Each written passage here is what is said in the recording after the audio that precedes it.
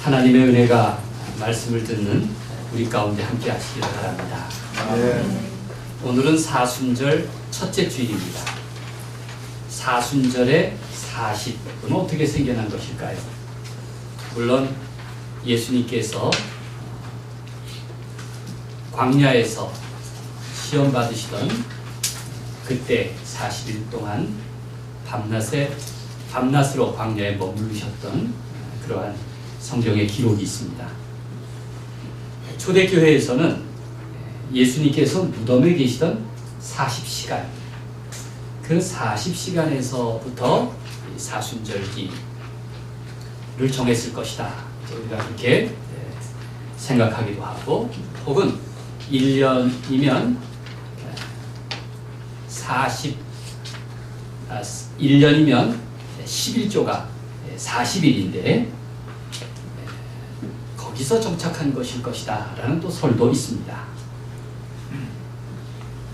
무덤의 40일이건 혹은 1년의 11조건 모두 다 예수 그리스도를 진실하게 배우고 따르려는 그러한 마음이 담겨 있을 것입니다. 특별히 40일 가운데 첫날인 사순절을 시작하는 날을 거룩한 제의 수요일, 성회 수요일이라고 부릅니다. 여기서 제는 인간이 돌아갈 티끌을 의미합니다. 사람이 죽으면 장례식을 치르는데 장례 절차가 모두 4가지입니다. 그 마지막 절차가 하관식, 요즘은 이제 화장장에서 드리는 그러한 예식인데, 그때 집례자가 이렇게 선고를 합니다. 너는 흙이니 흙으로 돌아갈지니라. 창세기 3장 19절에 있는 말씀입니다. 너는 흙이니 흙으로 돌아갈 것이니라. 누구도 예외는 없습니다. 사람은 반드시 흙으로 돌아갈 존재입니다. 처음 하나님께서는 땅의 흙으로 사람을 지으시고 생기를 그 코에 불어넣으셨다고 창세기 2장 7절에 기록하고 있습니다. 인간은 비록 흙이지만, 그러나 인간이 존엄하고 거룩한 까닭은 그 코에 하나님의 숨을 불어넣은 존재이기 때문에 그렇습니다. 그래서 모든 인간은 존엄받아야 합니다. 사순절은 하나님의 뜻에 참여하는 시간입니다. 예수님이 광야에서 시험당하신 때부터 또 십자가에 이르기까지 우리는 이 40일 동안 6주간 동안 어떻게 그 길을 따라 가야 할지를 배웁니다. 그리스도의 순환을 기억하고 나를 구원하신 십자가의 사랑을 마음에 새기는 절기인 것입니다. 사순절 기간 그리스도인이라면 금욕이라든지 혹은 절제라든지 몇 가지 생활 습관의 다짐을 통해서 하나님의 뜻에 참여하려고 노력을 합니다. 여러분들은 어떠한 결심을 하셨습니까? 도덕적이고 윤리적인 결심을 넘어서서 하나님과 관계를 돌아보고 또 반성하려는 마음을 다져야 할 것입니다. 비록 습관상의 변화라도 내 삶을 바꿀 수 있다면 얼마나 귀한 일입니까? 누구나 다 하나님의 권위 아래 복종하려는 그러한 마음이 있습니다. 무엇보다 질그릇과 같이 연약한 우리, 먼지로 돌아갈 우리 자신이 하나님을 향하려는 뜻이 담겨 있는 것입니다. 창세기에 따르면 인간의 창조 이후 첫 사건은 타락이었습니다. 창세기 3장 오늘 본문에 그 내용이 담겨 있습니다. 본문은 피조물인 인간이 창조주의 명령에 불순종한 결과 타락의 과정과 또 어떻게 심판 아래 놓이게 되었는가 하는 것을 기록하고 있습니다. 특별히 사순절의 시작과 함께 명심해야 할 말씀이 창세기 3장에 담겨 있는 것입니다. 오늘 3장 19절 말씀을 찾아서 같이 읽어볼까요? 네가 흙으로 돌아갈 때까지, 시작. 네가 흙으로 돌아갈 때까지 얼굴에 땀을 흘려야 먹을 것을 먹으리니 네가 그것에서 쉰함을 입었습니다. 너는 흙이니 흙으로 돌아갈 것이니라 하시니라. 우리는 누구나 먼지로 돌아갈 존재입니다. 그것이 인간의 타락에 대한 심판의 결과였습니다. 인간의 타락에는 물론 그 배경이 있습니다. 핑계 없는 무덤은 없습니다. 피조물 중에 뱀은 인간을 타락시키는 자다. 그렇게 성경은 말씀하고 있습니다. 1절 말씀에 그런데 뱀은 여호와 하나님이 지으신 들짐승 중에 가장 간교하니라 이렇게 쓰여 있습니다. 뱀으로 묘사된 사탄은 악의 힘, 파괴하는 힘, 간계, 죽음 이런 것을 뜻하는데 인간이 극복해야 할 그러한 악마적 힘을 나타냅니다. 종교마다 흥미롭게도 뱀이란 존재는 유혹자, 인간을 타락시키는 존재로 등장합니다. 불교에도 그렇습니다. 법화경에 이런 말이 있습니다. 뱀은 유혹이요 애욕이다. 그는 제 몸을 그냥 드러내는 것이 아니라 꽃나무 뿌리 밑에 숨어서 사람을 미혹시킨다. 그렇게 말하고 있습니다. 누구나 마음속에 사실 꽃나무 밑에만 있는 것이 아니라 마음속에 그런 미혹하는 자가 있습니다. 탈무드에도 이런 교훈이 담겨 있습니다. 너는 네 속에 너와 함께 살고 있는 짐승을 깔보지 말아라. 깔보다 보면 너는 반드시 짐승이 되리라. 이렇게 말하고 있습니다. 내 마음속에 너와 함께 살고 있는 그 짐승, 그 짐승을 깔보지 마라. 소홀히 여기지 마라. 너도 그러다가 같은 짐승이 된다. 이제 뱀이 인간을 유혹합니다. 그 대화를 엿들어 보십시오. 뱀이 먼저 여자에게 다가와서 접근합니다. 유혹자 뱀은 놀랍게도 하나님이라는 거룩한 이름을 들먹거립니다. 여러분 요즘 가장 속임 미술을 잘 하는 집단이 신천지라고 하는데 신천지는 거짓말만 한답니다. 제가 아는 이제 서대문에 있는 이제 한 교회는 자기 건물 자기도 이제 전세 사는 상가 교회인데 위로 신천지가 입주를 했답니다. 그런데 그 신천지가 입주를 했는데 그 교회 입구에 이렇게 붙어 있답니다. 신천지 출입금지. 자기네가 신천지인데 신천지 출입금지 이렇게 붙여놨답니다. 이렇게 입만 열면 거짓말이라고 그렇게 말합니다. 아마 이 뱀도 여자를 유혹할 때 이렇게 접근합니다. 하나님의 이름을 들먹이는 겁니다. 거짓 유혹도 처음에는 진실이라는 너울을 쓰고 사람을 속입니다. 뱀이 이렇게 묻습니다. 사람이 참으로 너희에게 동산 모든 나무의 열매를 먹지 말라고 하더냐? 아니, 동산 중앙에 있는 생명나무와 선악과를 먹지 말라고 했지 모든 나무를 먹으라고 한 일이 없습니다. 그런데 이렇게 과장법을 씀으로써 이제 상대방에게 대응을 하게 만드는 겁니다. 동산 모든 나무의 열매를 먹지 말라 하더냐? 여자가 이렇게 대답합니다. 잘못된 말은 정정해 줘야 할 필요가 있으니까 동산 나무의 열매를 우리가 먹을 수 있다. 다만 동산 중앙에 있는 나무의 열매는 하나님이 금지하셨다. 너희는 먹지도 말아라. 만지지도 말아라. 너희가 죽을까 하노라. 이렇게 말씀하셨다. 이 여자는 이제 동산의 모든 나무가 아니라 중앙에 있는 두 나무라고 수정은 했지만 먹지도 말아라, 먹지 말아라 한 하나님의 말씀을 또 부풀립니다. 먹지도 말아라, 만지지도 말아라. 이렇게 그는 이제 뱀의 말에 맞장구를 친 셈입니다. 뱀이 다시 이렇게 말합니다. 뱀이 여자에게 이르되 너희가 결코 죽지 아니하리라. 너희가 그것을 먹는 날에는 죽기는커녕 오히려 눈이 밝아져서 하나님과 같이 되리라. 하나님과 같이 되어 선과 악을 알게 될 것이다. 그렇게 하나님이 너희가 그렇게 될 줄 알고 너희에게 먹지 말라고 금하신 것이다. 이렇게 말했다는 거죠. 뱀은 짐짓 놀랍다는 듯이 모든 나무의 열매를 먹지 말라고 하더냐? 이렇게 물었습니다. 여자도 마치 뱀의 유혹에 넘어갈 마음의 준비가 되어 있는 것처럼 제 생각을 더 보태서 과장을 합니다. 먹지도 말고 만지지도 말라고 하더라. 그런 말이죠. 뱀은 유혹하는 말로 여자가 하나님의 말씀을 의심하게 했고 또 하나님과 같은 지식을 얻게 될 거라는 거짓말로 또 인간의 욕망을 부추깁니다. 평소에는 무심하게 지냈던 그 나무 열매가 갑자기 먹음직스럽고 탐스럽게 보였습니다.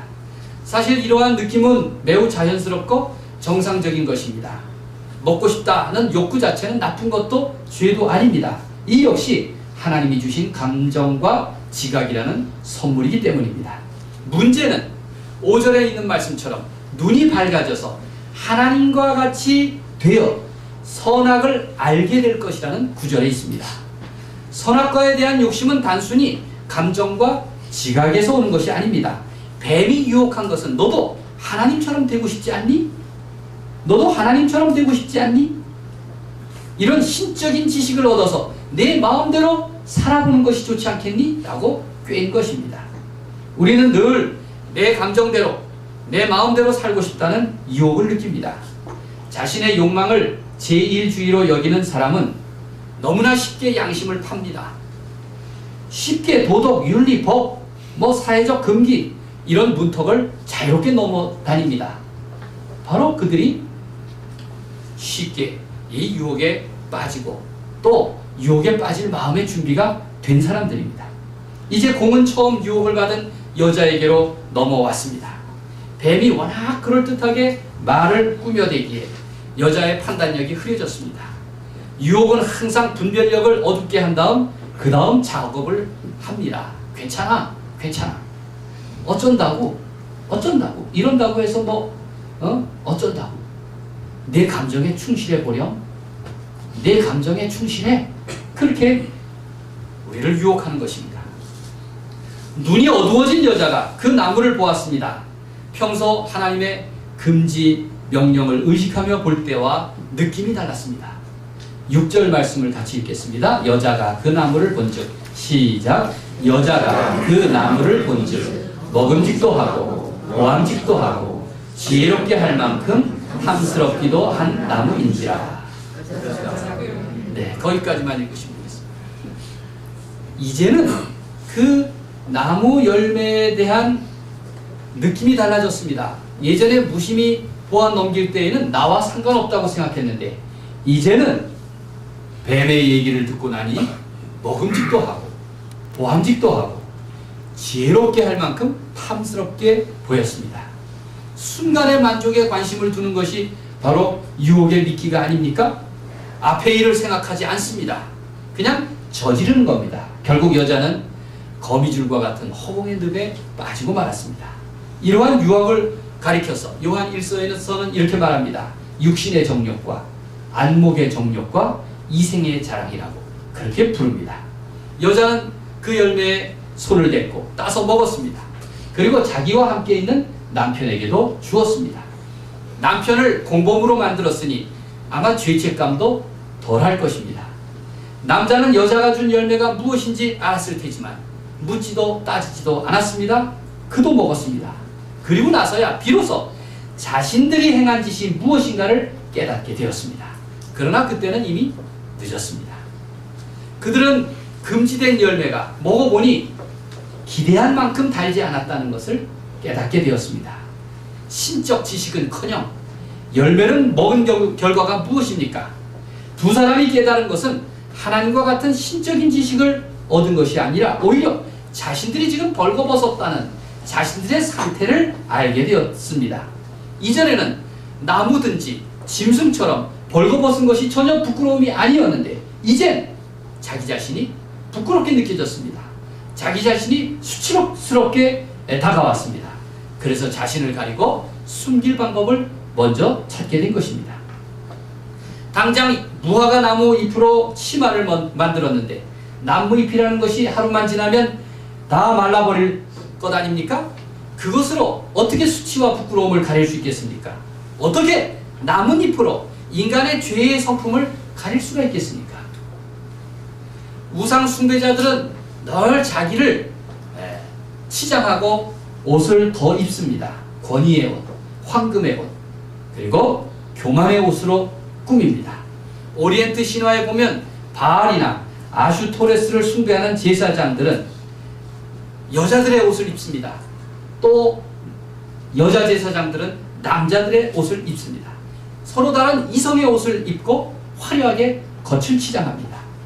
샤머니즘도 무당들을 보면 얼마나 화려하게 자신을 가꾸고 치장합니까? 바로 자신의 본질을 숨기려는 것입니다. 뱀의 유혹은 하나님께 도전한 인간에게 상상할 수 없는 결과를 가져왔습니다.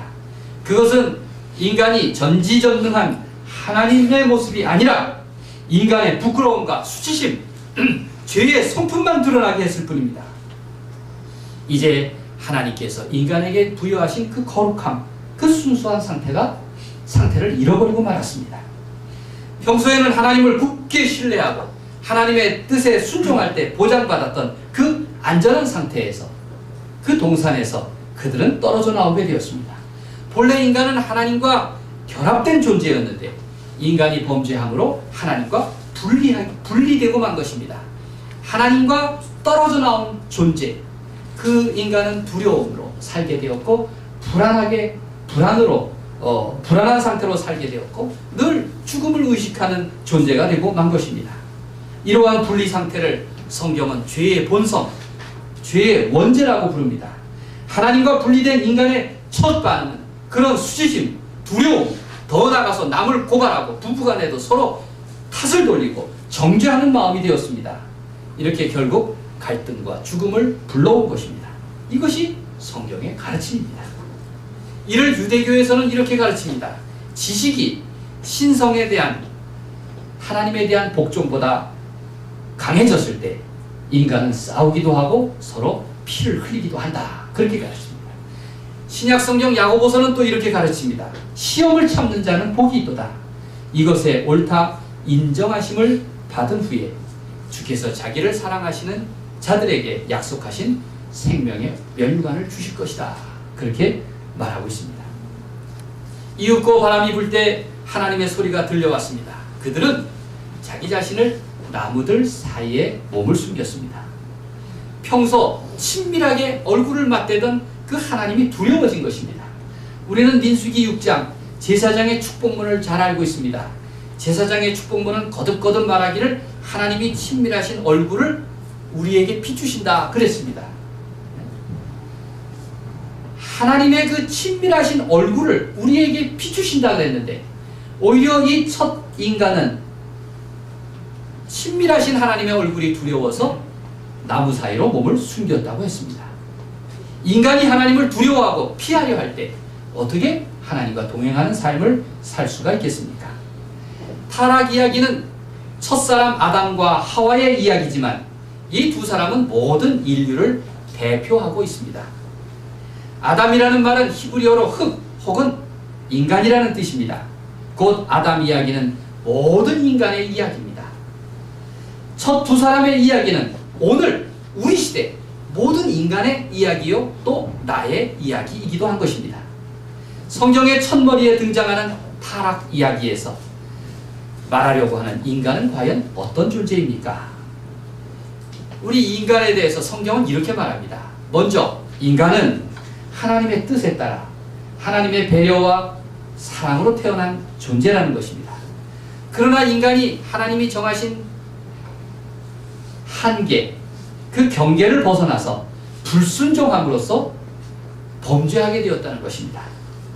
사람들이 겪는 고통스러운 삶의 근원은 바로 하나님의 뜻을 어긴 결과에 있다는 것입니다. 하나님께서 이렇게 선고하셨습니다. 아까 읽었던 창세기 3장 19절을 다시 읽겠습니다. 네가 흙으로 돌아갈 때까지, 시작. 네가 흙으로 돌아갈 때까지 얼굴에 땀을 흘려야 먹을 것을 먹으리니 네가 그것에서 쉬함을 입었습니다. 너는 흙이니 흙으로 돌아갈 것이니라 하시니라. 그럼에도 불구하고 성경은 말합니다. 인간은 죄인이지만 하나님의 은혜로 사는 존재라는 것입니다. 인간이 저지른 죄의 역사와 또 다른 한편에서는 인간은 하나님이 베푸시는 은혜로 살아갈 수밖에 없다는 것입니다.